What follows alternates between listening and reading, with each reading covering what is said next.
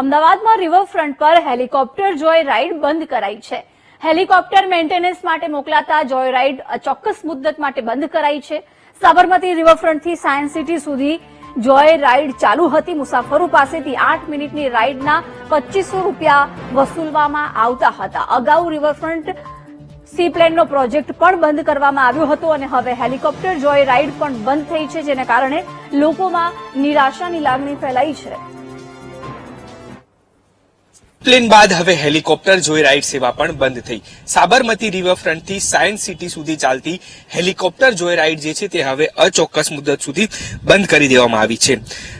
સૂત્રો દ્વારા કહેવામાં આવી રહ્યું છે કે જે હેલિકોપ્ટર છે તેને મેન્ટેનન્સ માટે મોકલવામાં આવ્યું છે, પરંતુ હવે આ સેવા ફરી ચાલુ ન થાય તેવા એંધાણ પણ જોવા મળી રહ્યા છે.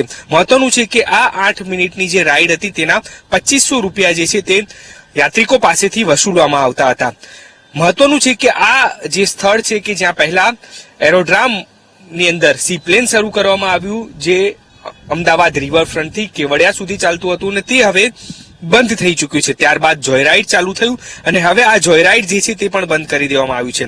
અનેક પ્રોજેક્ટ સાબરમતી રિવરફ્રન્ટ ખાતે લાવવામાં આવે છે, પરંતુ સી પ્લેન બાદ હવે હેલિકોપ્ટર જોયરાઇડ જે છે તે પણ સેવા બંધ થઈ છે. કેમેરામેન પ્રવીણ વાઘેલા સાથે દીપક સોલંકી, વીટીવી ન્યૂઝ, અમદાવાદ.